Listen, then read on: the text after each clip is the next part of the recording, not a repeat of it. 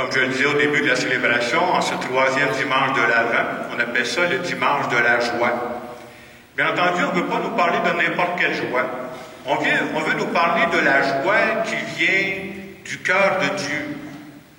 La joie que Dieu veut nous transmettre et qu'il veut qu'on transmette. Vous savez, nous autres, quand on pense à joie, on pense à toutes sortes de choses. Hein?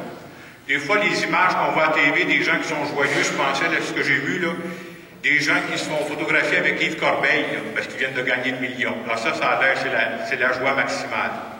Et pourtant, la joie de Dieu, c'est pas ça du tout. Et pour savoir quelle est la joie, on peut la trouver à travers les passages bibliques qu'on a ce matin. La première lecture, c'était tirée du livre d'Isaïe, qu'on a souvent pendant la période de l'Avent. Et Isaïe va dire à quoi ça ressemble la joie du cœur de Dieu. Puis ce matin, il dit dans la lecture, cette joie-là, elle arrive quand est-ce? Quand on fortifie les mains défaillantes. Quand on affermit les genoux qui fléchissent. Autrement dit, Isaïe est en train de dire, c'est quoi la vraie joie, là? La vraie joie de Dieu, la vraie joie qu'on peut goûter nous autres aussi, c'est quand on prend soin des enfants de Dieu les plus vulnérables. Quand on fait ça, là, puis quand on fait cette expérience-là, on l'a tous fait d'un jour ou l'autre, il y a une satisfaction que tu as à l'intérieur de toi qu'il n'y a pas personne qui peut t'enlever ça. Ça fait du bien de sentir ça. Et quand on écoute l'Évangile de ce matin, Jésus va aller exactement dans le même message. Au début, on nous parle de Jean-Baptiste, et à l'époque où cet évangile-là est écrit, on veut nous dire que Jean-Baptiste, il était en prison. Et vous savez, Jean-Baptiste, son rôle, lui, c'était à préparer le Messie qui s'en venait. Alors Jean-Baptiste va demander à deux de ses disciples, allez donc voir Jésus, et posez-lui la question. Coudon, es-tu celui qui doit venir, ou devons-nous en attendre un autre? Parce qu'ils voyaient tellement un autre genre de Messie, eux autres. Et la réponse de Jésus va être très claire. Allez dire à Jean-Baptiste ce que vous voyez.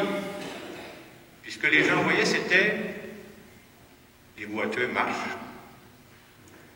Les aveugles voient. Les sourds entendent. Les lépreux sont purifiés. Les morts ressuscitent, puis la bonne nouvelle est annoncée aux pauvres. Il faut toujours faire attention quand on annonce ce bout d'évangile-là. Il y a un curé qui se trompait, vous savez ce qu'il disait? Il disait, les boiteux voient, puis les sourds marchent. C'est miracle que t'as pas fort, là. Mais Jésus envoie des signes pour dire, allez dire à Jean-Baptiste qu'il y a quelque chose qui se passe ici. Et la façon de Jésus de transmettre la joie dans ce monde-là, c'était quoi? C'était de prendre soin des gens les plus vulnérables. C'est ça qu'il est en train de nommer, là. Il est en train de nommer les plus petits de sa société. Et nous autres, on croit que suite à sa résurrection, parce que c'est ça notre foi fondamentale, il est ressuscité, Dieu continue à semer de la joie dans notre monde. Et comment il fait ça? Mais il passe par nous autres. À chaque fois qu'il y a des gens dans notre monde qui ont le souci de prendre soin des plus petits, des plus pauvres, nous autres, on croit dans la foi que c'est Jésus ressuscité qui les accompagne. Que ces personnes-là, ils pensent ou pas, là, c'est ça qui se passe. Alors, cette semaine, moi, j'essaie de trouver des signes de cette joie de Dieu dans notre monde à nous. Puis je trouve ça important, mais j'aime ça, voir ça. Moi, je trouve que ça me craint quand je vois ça. Alors, dimanche passé, vous savez qu'ici à Saint-Hyacinthe, c'était ce qu'on appelle le grand partage masculin. Alors, après les messes dimanche passé, j'ai rencontré un groupe ici au loisir, là, un groupe qui revenait de faire la tournée. Un groupe de bénévoles qui venait de faire la tournée pour faire le tour des maisons, pour ramasser les denrées pour le grand partage.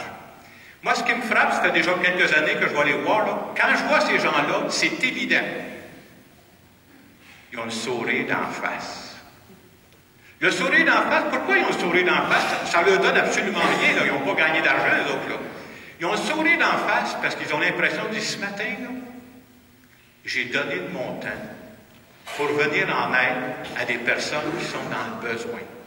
Et ça crée une satisfaction, une joie profonde.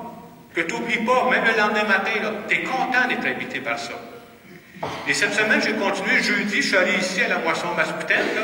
Vous savez, c'est l'endroit où tous les denrées arrivent. Là. Et jeudi, c'était la première journée où ils commençaient à distribuer les paniers de Noël. Là. Ça se fait sur plusieurs jours. Ça va continuer cette semaine. Et vous savez, ça ne marche plus comme avant. Là. J'aime ça faire le tour de ça. À cette heure, là, les gens font le tour avec un carrosse d'épicerie. Là.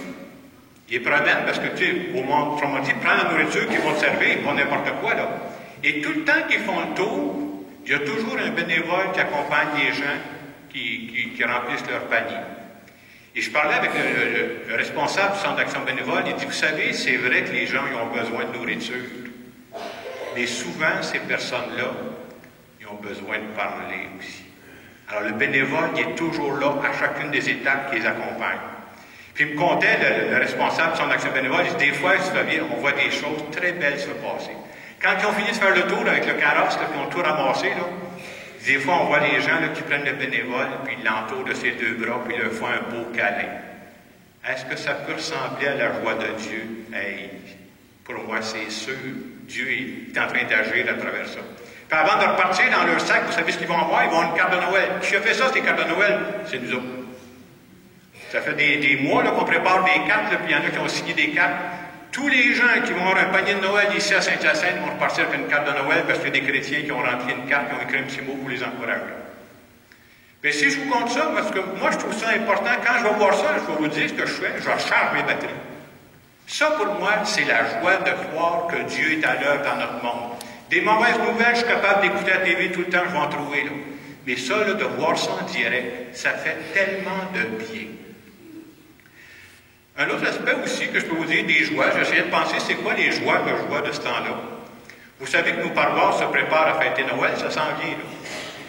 Et j'ai la chance de voir, parce que moi, là d'où je suis, là, de voir un paquet de monde qui acceptent joyeusement de donner leur temps pour que notre Noël soit beau. Je pense à tous les gens qui ont décoré nos églises, là. Hey, c'est des gens qui ont des familles, là. C'est des gens qui ont d'autres choses à faire dans la vie, là. Ils acceptent de donner du temps pour que notre Église soit belle, pour que Noël soit une belle fête. Je pense à plein d'autres personnes aussi. Je sais que présentement, il y a des chorales d'adultes, il y a des chorales de jeunes un peu partout dans nos paroisses. Ils sont en train de pratiquer. Pourquoi ils pratiquent? Bien, ils veulent que la célébration soit belle, là. Je pense à des gens ici, ça peut être Nicole, des gens d'équipe pastorale, là, ils font des téléphones de ce temps-là. Là. Ils disent, bien, serais-tu libre parce qu'on a besoin de quelqu'un pour telle célébration? Puis je pense à nos équipes de mariés, tout ça, qui nous donnent des moyens. Sinon, si on n'a pas de moyens, on n'est pas capable de rien faire, là, nous autres. Hein. Mais tout ça, pour moi, c'est la joie de Dieu. Puis peut-être qu'on, trop facilement, on passe là-dessus comme si rien n'était. Hey, on est plus de 2000 ans après la venue de Jésus-Christ. Il y a encore du monde, à Saint-Hyacinthe, qui prennent du temps pour que Noël soit une belle fête. Ça, pour moi, c'est la joie de Dieu. Et quand on pense à ces petites joies-là, est-ce que ça enlève nos bobos, Non. Mais ça rend nos bobos moins graves, par exemple, de savoir qu'il y a de la belle joie qui se passe. On est à quelques jours de la fête de Noël, et c'est bon de se rappeler que pour nous autres, les chrétiens et les chrétiennes, Noël, c'est pas juste le rappel qu'il y a 2000 ans, Jésus est venu sur terre. C'est pas juste ça. Ah non, pas du tout. Là. Non seulement on se rappelle que Jésus est venu sur terre il y a 2000 ans, mais nous autres, on croit qu'il n'en est jamais reparti. Suite à sa résurrection, on croit qu'il est toujours parmi nous. On croit qu'il agit dans ce monde-là. Puis on se fait dire en fin de semaine, quand on se fait parler de la joie de Dieu, que Dieu veut passer par nous pour que cette joie-là continue. Et des fois, on pense que pour qu'il y ait de la joie, il faudrait que je fasse des choses éclatantes. C'est souvent des tout petits gestes qui mettent de la joie dans notre monde. Prendre le temps d'aller visiter une personne qui est seule, lui donner un coup de téléphone. Prendre le temps d'écouter une personne qui vit de tristesse. Être capable de dire merci à toutes ces personnes qui nous rendent service. Ça, pour moi, c'est une belle façon d'avoir les yeux ouverts à la joie. Alors, en fin de semaine, ce qui nous est demandé, c'est peut-être de prendre conscience, de goûter à la joie de Dieu. Ce serait facile de passer à côté de ça, puis même pas s'en rendre compte. Non seulement de goûter à la joie de Dieu, mais de la partager. Être heureux avec Dieu, ça veut dire aimer comme Dieu. Ça veut dire servir comme Dieu. Avoir le souci des plus petits comme Dieu. Et quand on va dans ce sens-là, je le disais tantôt, ça nous aide nous-mêmes à vivre une joie intérieure qui est très importante. Alors ce matin, à travers cette célébration, moi c'est le message que je retiens en ce dimanche de la joie. On pourrait se demander si c'est vrai que Dieu veut passer par nous. Moi, personnellement, là, qu'est-ce que je peux faire pour que le Noël 2016 soit plus joyeux là où je suis? Quel geste, même un geste tout simple que je suis prêt à poser pour qu'il y ait des gens qui goûtent à la joie. Et je suis convaincu, moi, que la meilleure façon de goûter à la joie, c'est d'en donner aux autres. Alors, je vous laisse quelques instants pour voir comment Dieu nous appelle à donner cette joie là où on vit présentement.